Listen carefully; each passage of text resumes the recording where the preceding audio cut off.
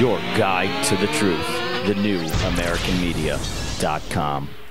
All right, everybody, welcome back. This is Brian Engelman on Agree to Disagree at thenewamericanmedia.com, joined again with a special guest of ours today. His name is Blake the Eccentric Walley. He's a radio host, a general rabble-rouser, a political activist. He was out at the March Against Monsanto event a couple of weeks ago in Las Vegas, Nevada, and you can check out his videos. They're over at thenewamericanmedia.com.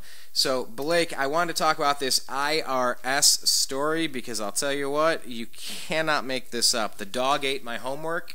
Yeah. The president claims he's heard about every phony scandal. By the way, every scandal is phony, according to this administration. And they only found out about it in the news. Just total lies. Like, I've never been lied to in my life by anybody like this. I mean, Bush had his big whopper about weapons of mass destruction, fine, but this is a daily, weekly basis. This administration is just straight up lying to you.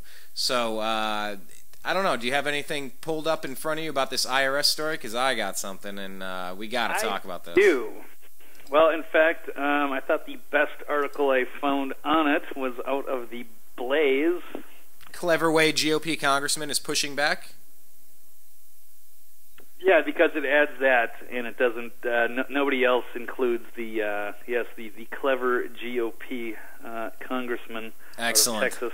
Excellent. Let's dig in. All right. You want me to start? Or yes, you please. Want to, take the wheel, sir. All righty. Well, here's the headline. Take a guess at the excuse the IRS is using not to turn over Lois Lerner's emails. Okay, well, let's begin. The IRS has told Congress that it had lost more than 2 years' worth of emails involving former IRS official Lois Lerner due to a computer crash. How unfortunate. The House Ways and Means Committee Chairman Dave Camp on Friday said it was unacceptable and that he was just learning of this problem now after a lengthy investigation into Lerner's involvement in the IRS targeting scandal. This has been going on a while. I'm just stopping here. This has been going on for quite a while, this IRS, and the fact that they knew that they were trying to get these emails, and apparently he just caught notice of this today. They were just about to dig in and finally get to all those emails and then realize there was a computer problem. Oh no, the computer crashed in the middle of the search, and now it's all gone. Here's the quote. The fact that I am just learning about this over a year into the investigation is completely unacceptable and now calls into question the credibility of the IRS's response to congressional inquiries. He said, there needs to be an immediate investigation and forensic audit by Department of Justice as well as the Inspector General. So, of course, Darrell Issa, chairman here, indicated that he doesn't believe the IRS is telling the truth. Quote, do they really expect the American people to believe that? After having withheld these emails for a year, they're just now realizing the most critical time period is missing? He further goes on to say, the supposed loss of Lerner's emails further blows a hole in the credibility of claims that the IRS is complying with congressional requests and the repeated assurances that they're working to get to the truth. If there wasn't nefarious conduct that went much higher than Lois Lerner into the IRS targeting scandal, why are they playing these games? So, yeah, that doesn't look so good to me, Brian. I don't know. I mean, especially because it's probably a phony scandal, and the emails most likely would have exonerated her. So it's actually maybe the person that loses the most is actually Lois Lerner. That's hilarious. Of course, those emails would have exonerated her. This is a deliberate plan from the top of this Obama administration to punish his political enemies. This is something he has talked about himself, is punishing his political enemies. This is the perfect opportunity to do so, and he used the full weight and pressure of the IRS, the Internal Revenue Service, the tax collecting, law enforcement, terrifying, nightmare-inducing agency to sick 'em on people that don't agree with the president's politics. It's disgusting. It's horrible, and I would like to talk about this part of the story that I found off the Blaze. It says Representative Steve Stockman from Texas asked the National Security Agency on Friday to turn over all the metadata it's collected. And of course, they said it's a computer glitch. Burn. Yep. So, that being said, this is where it gets great. It says the claim that incriminating communications were erased by a glitch conjures memories of Rosemary Woods, the congressman added. Quote, Barack Obama has brought us Jimmy Carter's economy and Richard Nixon's excuses. I mean, that's pretty spot on. That's a pretty astute observation, Blake.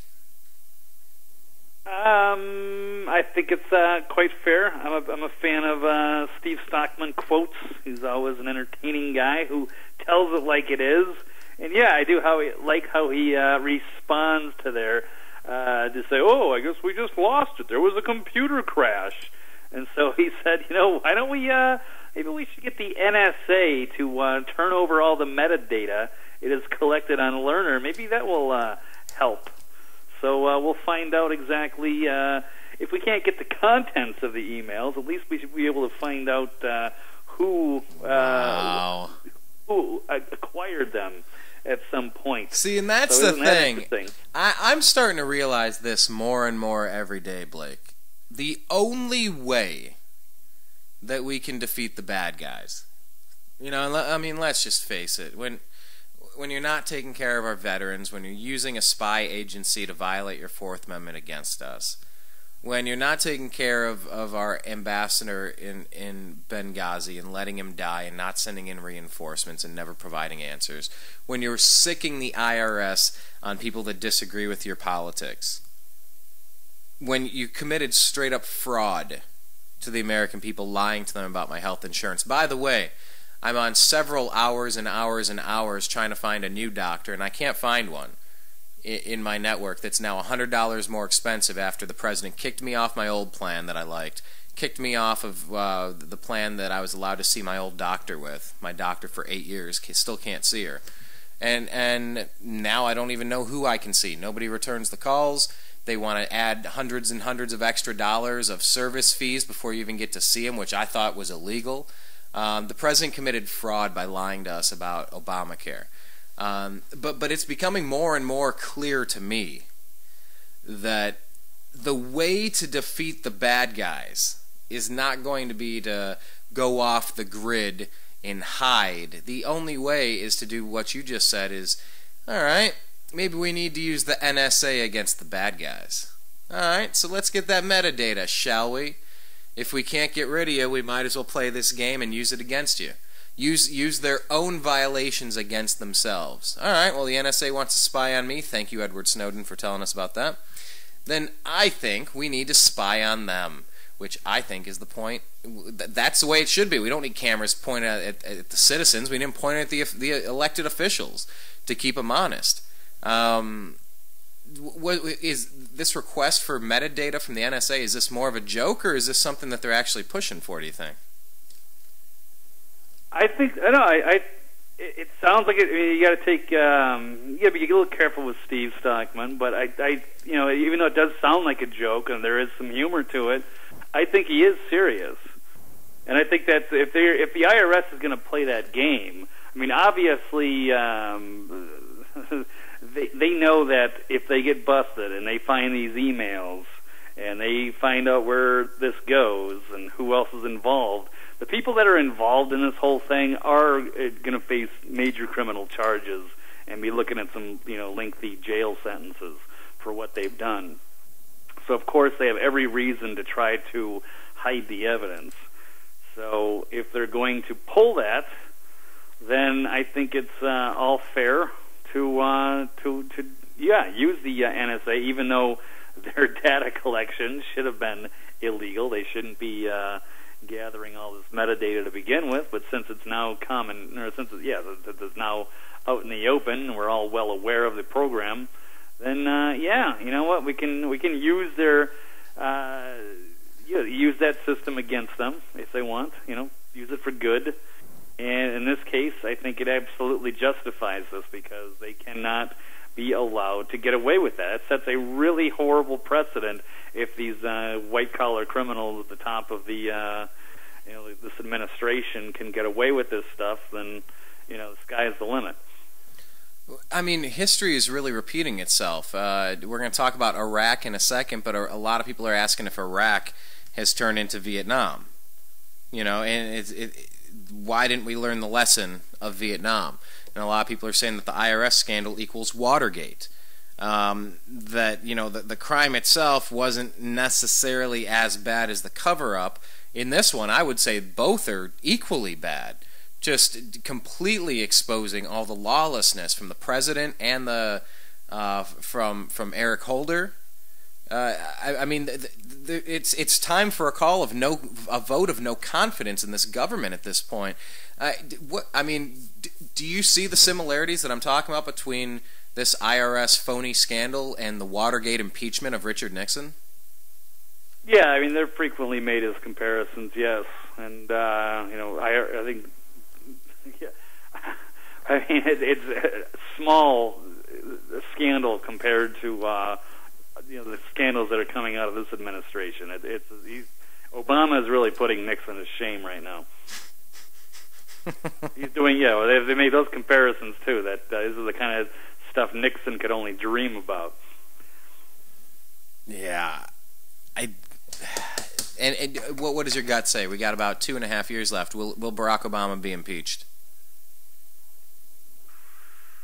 I think it's going to depend a lot on these 2014 elections and if there can be some big changes in the House and the Senate. If we can get a majority in the Senate, and I think that it is possible. I think it is very possible, but a lot of it's going to depend on what happens out of these elections. All right, well, we'll keep our eyes posted on that, but this IRS phony scandal is not going anywhere, folks. I've smelled a rat from the beginning, and it's fairly insane. I just don't really understand the audacity of hoping you don't get caught. Wasn't that the name of his book, Audacity of Hope?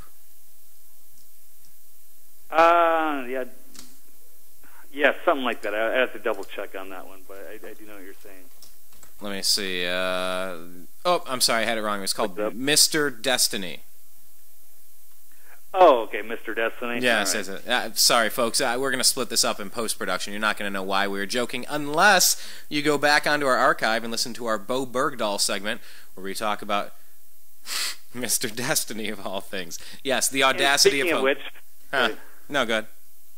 Speaking of it, did we get back to the Hillary thing? Did we wrap that up? I can't even remember now. You know what? Throw a little piece into this segment. This will be segment number 2, and then the next one's going to combine all 3. What else you got on Hillary? Well, I was just saying, I don't know if we finished the story. We were going to discuss her on the other side, I think, and then we went into the IRS thing or something. I think we forgot about the Hillary Clinton, the dead broke. Yeah, get to it. If you pulled an article up, I was just going to say that I think the tagline of this is the audacity of hoping he doesn't get caught. I mean, yeah, right. All right, so right. I can just give you the quote just to tie up that, because I don't know how we're going to edit this up, but I was just saying, because I think we did talk about that. We were going to discuss it. We didn't get to it. So, but now it's the end of this segment, so I don't know if people are going to be able to piece that together. But if they do, just to wrap this up. So Hillary Clinton talking to Diane Sawyer, her quote was, so Diane Sawyer said, "It has been reported you've made $5 million making speeches. The president's made more than $100 million. And to which Hillary responded, well, if you have no reason to remember, but we came out of the White House not only dead broke, but in debt. We had no money when we got there, and we struggled to, piece together the resources for mortgages, for houses, for Chelsea's education. It's not easy. Bill has worked really hard, and it's been amazing to me. He's worked very hard. First of all, we had to pay off all of our debts, which was, we had to make double the money because of, obviously, taxes. and pay you have at debts and get us houses and take care of family members. Houses. And so, right. Diane Sawyer said, well, do you think Americans will understand 5 times the median income in this country for one speech? And then Clinton finishes by saying, well, let me put it this way. I thought making speeches for money was a much better thing than getting connected with any one group or company, as so many people who leave public life do. And, of course, totally under fire. People just couldn't believe the audacity to actually suggest that they left the White House dead broke. So, I don't know what planet she's living on or what little bubble she's living in, but it certainly got burst this week. Also, on this note, there's another little tidbit in the Friday news dump this week that Chelsea Clinton was getting paid $600,000 a year to work part-time for NBC. What? Yeah. Let me see if I can $600,000 part-time at MSNBC? I mean, we know they're a mouthpiece for the Democratic Party, but does it need to be that obvious? Yes, I guess. Yeah, sick, huh? See if I can. Paid $600. This is right out of Politico. Yeah, Chelsea Clinton earned an annual salary of $600,000 at NBC News before switching to a month-to-month contract earlier this year. Of course, she's pregnant now, so I don't know if she's doing much. Joined NBC News as a special correspondent. Was up for a renewal or non-renewal, but the network decided to keep her on the payroll month to month. Yeah, so can you believe that? No experience, like her first job, basically, but because of her connections, because of who she was, $600,000, and I really can't remember anything that she actually did. Well, she did get pregnant, didn't she? I guess. No, I won't. I know that politics is just a massive corrupt orgy, but I'm not claiming the little Clinton daughter. How old is she? She's older than us now, isn't she? I mean, I guess she's always been. How old is she? I don't think so. No, let me double check there. That's a good. I should know that. No, I think she's definitely a little bit younger than us. What? I remember. I used to be a big fan of the. Oh, okay. Yeah. 1980. 1980. Okay, so she's a few years younger than, or maybe, a few years younger than me, anyway. Yeah, she's about February, March, April, May. Yeah, she's like 9 months. Ooh, like 9 months younger than me. Right. Could we be from the same parents? If we're only 9 months apart? Technically, yeah, I guess so. Maybe. Okay, yeah. So Chelsea Clinton's getting the hookup, getting the GE, sister. All right. Getting the GE money from MSNBC and the Democratic Party to work part time and have a baby. Hillary's struggling to pay for their houses while she's dead broke. Interesting. She's one of the commoners. She really gets the struggle. She's one of us, not an oligarch. Right. No. Yeah. Just like one of the middle class types. Yes. Very much in tune with the little people. All right. Well, you know what? We need to talk about. I just want to go back to the audacity of hoping he doesn't get caught. I just tweeted some of that stuff out as being the rumored follow-up book focusing on the IRS and Lois Lerner phony scandal by author Barack Obama. The audacity of hoping I don't get caught. But check that tweet out. It's at American_media_. Check out our homepage, thenewamericanmedia.com. Subscribe to our YouTube channel, youtube.com/thenewamericanmedia, and do a search for The New American Media on Facebook and like our page. We're talking with Blake the Eccentric Walley. He is a radio host, and you can find him every Monday, Wednesday, and Thursday from noon to 1:30 p.m. Pacific on freedomizerradio.com. And you can call him up and participate in the program, and you can follow him on Twitter at eccentric99, and check out his homepage, eccentricperspective.com, and sign up on iTunes to subscribe to the podcast by searching Eccentric Perspective. So when we get back, we're going to connect possibly the biggest I guess we would say these are the biggest stories out of all the things we've talked about. I mean, Bo Bergdahl, yeah, that was last week's news, but I haven't had a chance to comment on it. Okay, I think IRS is huge. Some people say the VA scandal could get the president more impeached. It's the most impeachable offense or the most politically damaging offense. They're saying maybe the Taliban prisoner swap without consulting Congress 30 days prior might be the most illegal and provable impeachable offense. But this other thing, this cluster of stories going on down here, this kind of kicks it up to another level. We'll be back on the other side. We're going to talk about this Vegas shooting, Iraq falling apart, and our southern border completely wide open on the other side. My name is Brian Engelman, and you are listening to Agree to Disagree here on thenewamericanmedia.com. Your guide to the truth, thenewamericanmedia.com.